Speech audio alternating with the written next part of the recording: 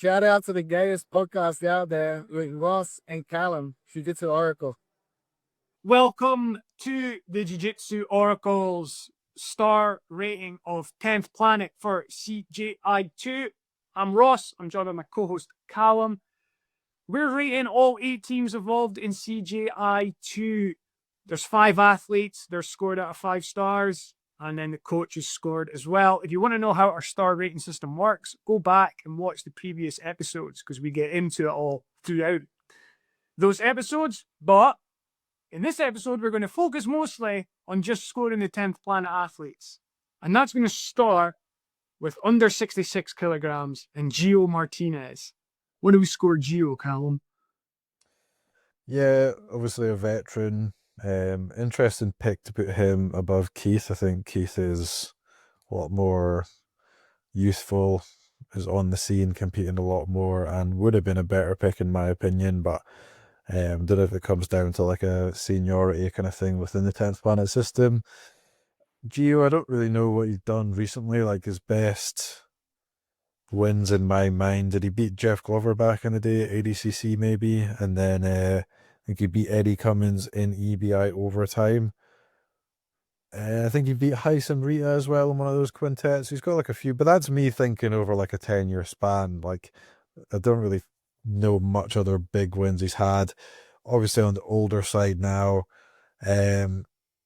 He's obviously got strong submission attempts, and he's tapped a guy like Hyson Rita before with like a front headlock. So not to say he couldn't get a win or two, but I think a 2-star for him. We're not going to give him 1 star just because he obviously has beaten some big names, but with his sort of age as well, he's not the kind of guy that taps easily to things that we've seen in matches with Mikey and stuff in the past. So don't know that kind of wear is having on his body. I think 2 stars for him. Could have made a stronger pick at that weight class for 10th Planet in my opinion. Yeah, so I'm looking back to 2014 when he won trials in EBI. So 11 years ago. Yeah. I think you're right. It's a bit of a sort of legacy pick for 10th Planet. I think Coach Eddie Bravo's picked like one of his guys. I think Keith Krikorian, who's very much active on the scene right now, would have been a better pick. Gio's used to playing EBI style though, where you can try and get the match into overtime and then secure your win there. Could Gio get a draw against someone? You know, could that be a positive for the team if he's able to take out, like on paper, a better grappler than he is, but he's just not submittable? That could be an asset. But I think it's not the pick I made for 10th Planet. I think it's going to be tough for him to win a match. I think he could draw a match, depending on who he faces. It's an 8-minute match, right, as well. So, like, could he play in a way that makes it really tough for even a strong, lighter grappler with a good submission threat to not get the submission and get that guy out? Possibly. I think that's probably going to be his best use in the event. Yeah, the Hyson Rita submission as well, you know, gives him somewhat of a shot of maybe doing that to someone, but it's probably relatively unlikely. But it still can definitely happen because he's proved to be able to do that with bigger guys. Yeah, I think like Alan Sanchez at under 77, I have to say that he's not a grappler I've seen loads of. And he kind of falls into the same category to me. Not in terms of like his age and time in the game, etc., but more that I see he's had good EBI overtime rules wins over the likes of Chris Wojcik, Oliver Taza, Pablo Lavicelli, but that's not the rule set that Quintet takes place in. Although the one advantage is like if you can get guys like that to overtime, it means you can draw with them. And again, maybe you can get a draw against a good grappler, someone who's a good submission threat, and get them off the board.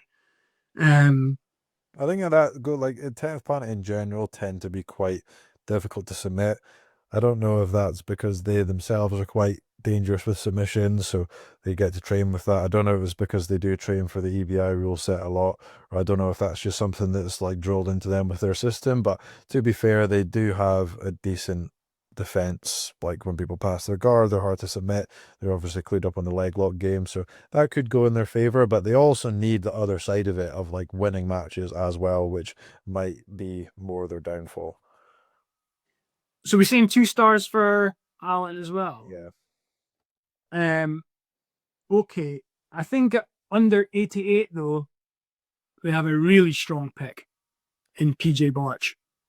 We do, and I think at 77, which is what he usually competes at, I would have definitely said 4 stars, and you could make an argument that he won his match with Mika. I think he took Mika down and he passed his guard and mounted him.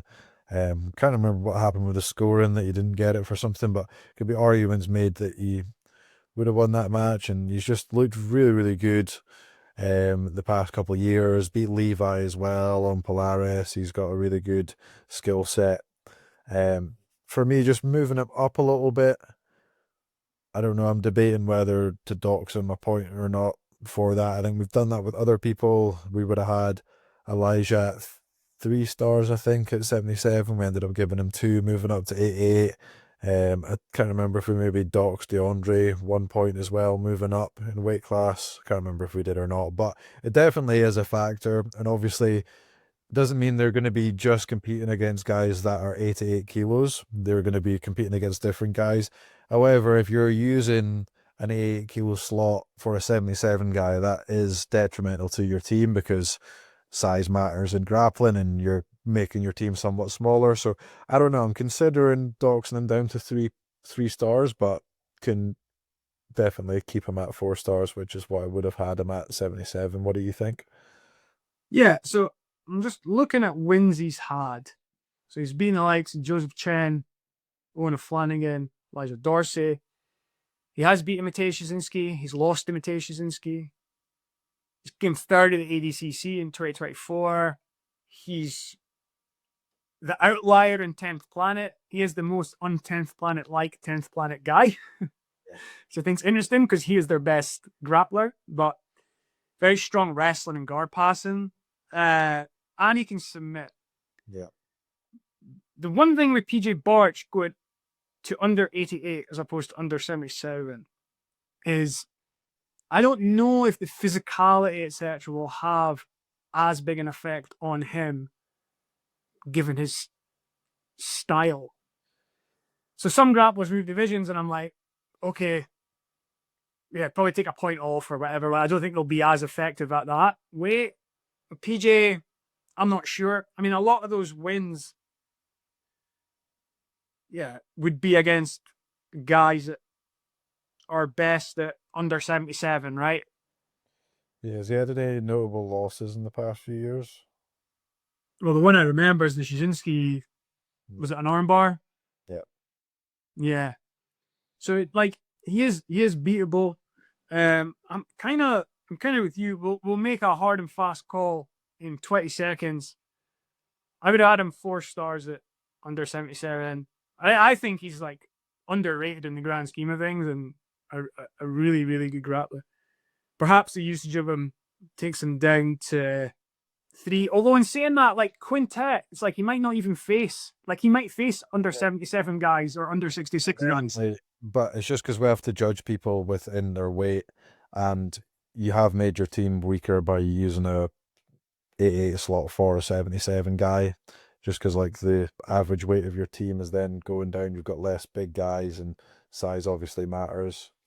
Yeah, but then the flip side would be like, let's take 10th Planet for example, right? Would like Alan Sanchez at under 77 and PJ Barch at under 88, is that a better strategy than PJ Barch at under 77 and Andy Varela at under 88?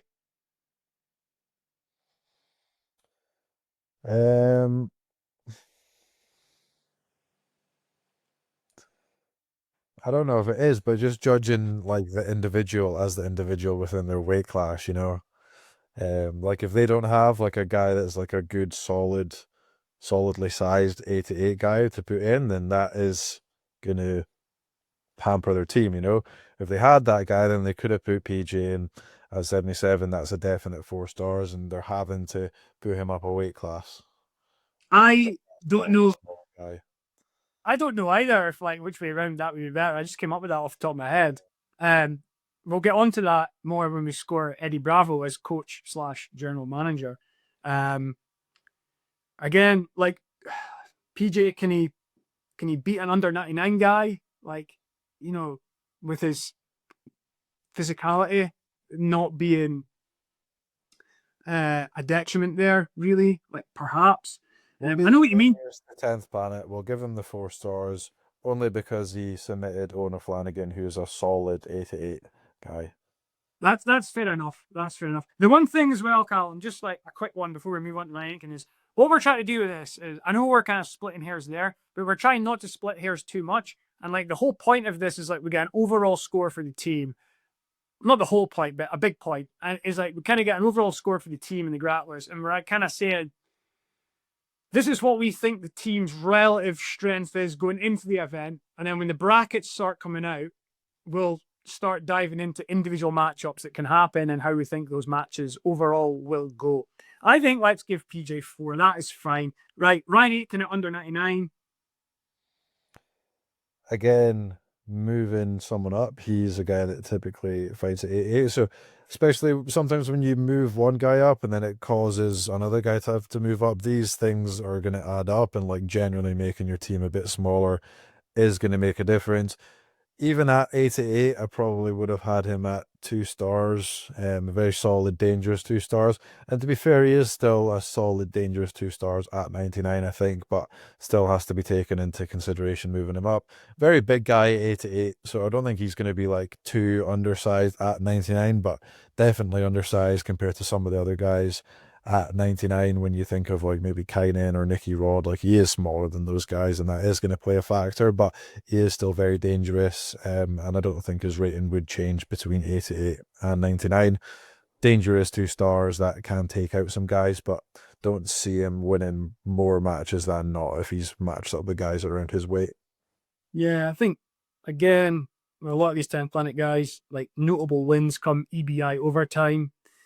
Like he's beaten Chris Wojcik and Paul Ardilla, who are both in this event. I think most recently I saw him against Roberto Jimenez. Roberto won. Yeah, I think it's most impressive when he heel hooked Pedro Mourinho first round at Yeah. AFC, if I remember right. So that's pretty. Yeah, 2024. Yeah. Yeah. So 2 stars, and again though, dangerous 2 stars. Like we've talked about this with a few guys in some of the teams, and it's that big leg lock threat as well. So I wouldn't be surprised if he did cause what we'll call. Did he not maybe beat Big Dan as well a year or 2 ago? I think he maybe beat Big Dan in some sort of event, which, you know, that's good for him, being able to beat some of these bigger guys as well. So I think pretty solid 2 stars. So the word I was going to use before is like, he might cause like a shock / surprise. But yeah, you got that threat. Kyle Boehm, over 99. Yeah, I don't think we've seen as much of him recently either, from what I can recall. Really big physical guy, used to be a rock climber. A lot of people that have competed against him have attested to his strength and physicality. Good threat on the legs. Given like recency, I think he could make an argument for some stuff he's maybe done in the past to go towards 3, but for recency at that big weight, I think 2 stars, a solid, dangerous 2 stars, like we've said for so many other guys, would be fair for him. I'd go on 2. Like I'm thinking lost to Adam Bradley at the last CJI. I think he is possibly like one of the bigger guys that can be beatable by a lighter guy, just in that he could also like do a lot of damage to a lighter guy because he is strong and good on the submissions. But I think, you know, maybe not at that absolute elite level with them like some of the guys who are in this competition. I think the reason I've not seen loads of him recently is because I believe he's been doing PGF And while a lot of grappling geeks and nerds love PGF, well, I say a lot, some, I don't watch it because there's no hype. There's nothing that's ever like jumped out to me to like, yes, invest your time in watching this. It's better than the other events that are going on. So I haven't seen loads of them. Again, I think 2 stars is fair. Right. That gives a score for the athletes as 12 points. Yeah. We've got 2 stars for Geo and Alan, so that's 4. 4 stars for PJ, so that's 8. And then 2 stars for Ryan and Kyle, so 10 and 12. Right. Eddie Bravo. Yeah, so difficult with Eddie because he's probably top 3, if not the most famous coach in grappling, just because of his relationship with Joe Rogan. He's created a bunch of schools across America and the world and has somewhat of a system that people do use. However, given how many schools he's got, and this is the best team he's been able to put together, as well as like I don't know how many 10th Planet guys are like going over to his HQ gym in Los Angeles to like get a refinement on their technique as well. Think about some of the other coaches here, like Andre Galvao, John Danaher, Greg Souders. Like these guys are coaches through in and throughout. That's all they do. Their life is dedicated to jiu-jitsu and coaching, whereas Eddie Bravo, you know, like he's tried to be nothing like not having to go at Eddie Bravo's life, just like stating the facts here in regards to judging him as a coach, but like he's tried to be a rock star in the past. He does a lot of like stand-up comedy, podcasting, getting stoned, talking about weed, all these things. Not really seeing much of him like super dedicated being a coach. He obviously does coaching, but my point I'm making, he does other things as well. I don't think he is as dedicated as a lot of the other coaches on this list, and I don't know how up to date he is with things and having people come to him to refine his technique. So I would say 2 stars for him, trying to separate his like name value with him as an actual coach today. I think that's fair. I think instinctively I could see someone going, yeah, Eddie Bravo like 3 out of 5. I just think when you dive into it, like what we're looking for in this event, hey, one thing he's not going to be penalized for is picking his guys. So it's going to be the same with Daisy Fresh and Heath Perigo, but 10th Planet and Daisy Fresh, they've chosen to go with guys that are actually in their system, no wild cards, totally respect that. So they've picked the team. The one thing Eddie like knocks him from 3 to 2 for me on the team composition is he's not picked Keith Kikoya. Possibly Andy Varela would do in a better usage because then that allows PJ to go lighter. There's things like that I'm not sure about. How clued up is Eddie Bravo like on all the other teams, on the meta, as it were? He has been involved in loads of grappling over the years, quintet style events, so maybe like he will be a good strategist on the day, but yeah, I don't know how like involved in like the nitty gritty of it all he is just now. So I think like for this specific event, not like Eddie Bravo scored for his entirety of his time in jiu-jitsu and his legacy and all this kind of stuff. Just like on the day, right now, well, picking the team to on the day right now, what is it? I think 2's fair. So that gives 10th Planet 14 points overall. 12 for the athletes, 2 for the coach. What do we think, Calum? First round, semis, finalists? Would be very surprised if the team makes it out of the first round. I think if that were to happen, it would come off the back of Ryan Aitken getting a couple leg lock wins and then PJ getting a few wins and really putting the team on their back. Which is possible, but I think it's going to be really tough for them just given the depth of talent in a lot of these other teams. Can see them being seeded pretty low and getting one of the 3 heavy hitters first round as well, and then can see them having a tough time with some of the other lower seeded teams also. Like I say, if Ryan and PJ have standout performances and put the team on their back, can see them getting past the first round. Very unrealistic, I think, to get much further than that though. think that's a fair assessment.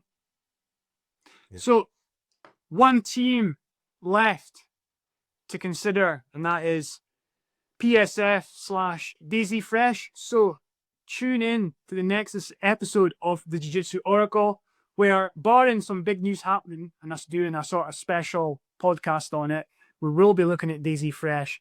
We'll be scoring the 8th team in CJI2, and then we'll have our seeds, and we'll look at the overall picture and how we think the event's going to shake out.